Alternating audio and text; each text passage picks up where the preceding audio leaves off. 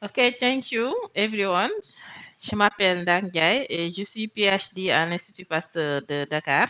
J'ai l'honneur de vous présenter mes travaux sur l'épidémiologie moléculaire de l'entérovirus A71 au Sénégal de 2013 à 2021. Pour rappel, l'entérovirus A71 pour rappel, les entérovirus appartiennent à la famille des picornaviridae et du genre entérovirus. C'est des virus à ARN simple brun de polarité positive.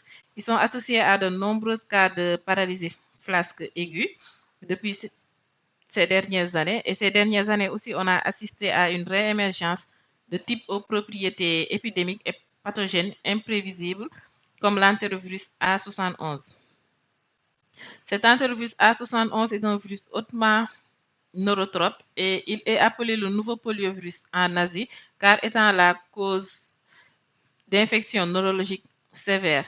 Il a été isolé en 1969 aux États-Unis chez des patients atteints d'encéphalite, mais il peut également causer des infections respiratoires, des infections cutanées comme la maladie PME-Bush, mais aussi des complications cardiovasculaires. En 2016, la maladie PME-Bush associée à l'entérovirus A71 est apparue extrêmement infectieuse et hautement pathogène, aboutissant à des atteintes neurologiques sévères, particulièrement en Asie, en Europe et en Amérique. De ce fait, 3 vaccins inactivés ont été approuvés et disponibles en Chine. Mais on n'a pas assez de données de ce virus en Afrique et au Sénégal en particulier, et aucune surveillance active de ce virus n'a été mise au Sénégal, d'où l'importance de mieux étudier son épidémiologie moléculaire au Sénégal. Et pour ce faire, la collecte des échantillons a été faite à travers la surveillance des paralysies flasques aiguës et la surveillance environnementale. Ainsi, après collecte, les échantillons ont tout d'abord été traités, puis cultivés sur cellules.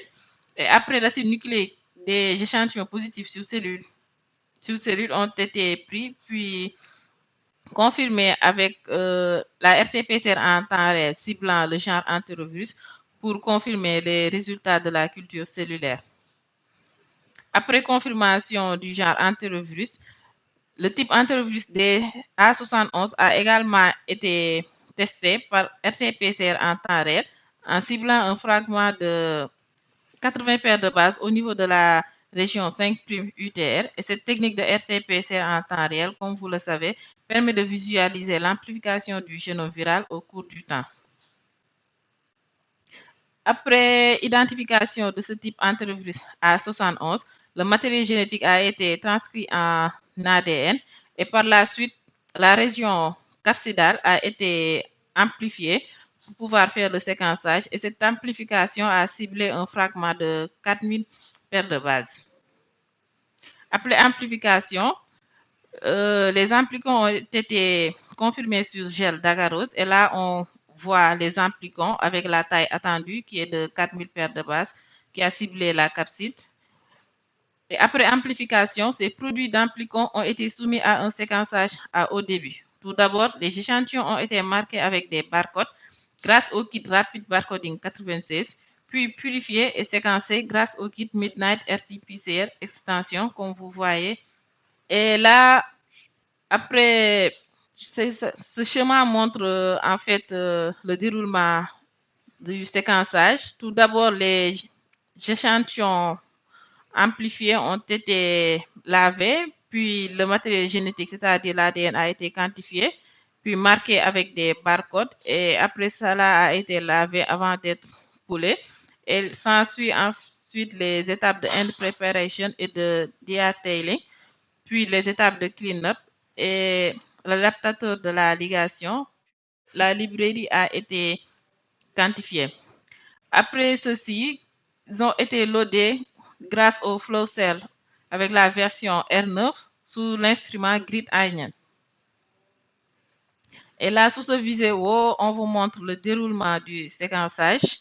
Et là, après le loading, on voit sur le flow cell le déroulement du séquençage. Et cette vidéo a été téléchargée dans le site Nanopore et ça montre le déroulement du séquençage. Et voilà, après séquençage, les données ont été analysées et là on voit le report Là, après, on a utilisé les FastQ pass files pour faire les analyses. Puis aussi, on a analysé les séquences obtenues. Et nos résultats ont montré que les entérovirus les résultats ont montré que les entérovirus A71 avaient un taux de 1,9% et le taux de positivité annuelle variait entre 1,5 et 10%, et dont la majorité, c'est-à-dire 40%, a été enregistrée en 2016, ce qui a correspondu à la grande épidémie de la maladie PME-Bush associée à l'entérovirus A71, et son absence dans la surveillance environnementale est certainement liée au peu de sites de collecte inclus dans notre étude.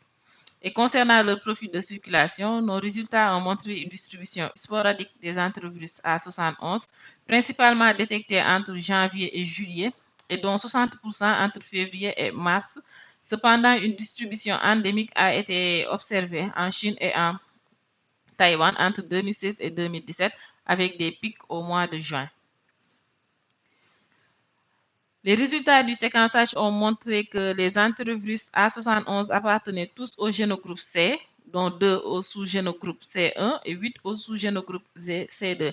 Et ceci est similaire aux données précédentes de l'Afrique de l'Ouest entre 2008 et 2014. Et ceci serait certainement lié à d'éventuelles importations avec comme facteur les échanges commerciaux ou le tourisme. En guise de conclusion à cette étude, qui est la première utilisant la capside entière au Sénégal et qui est marquée par la circulation des sous-génogroupes C1 et C2, suggère une circulation indigène de ces derniers dans le pays. Et ces séquences obtenues peuvent non seulement servir dans le développement d'antiviraux et de vaccins spécifiques, mais aussi de tests de diagnostic plus adaptés au contexte africain. Et ça aussi, ça nous a permis de mettre en place aussi un protocole qui va nous permettre de continuer le séquençage et la surveillance de ce virus en Afrique. Je ne saurais terminer sans pour autant remercier l'Institut Pasteur de Dakar et à toute l'équipe du CNR Polio. Merci.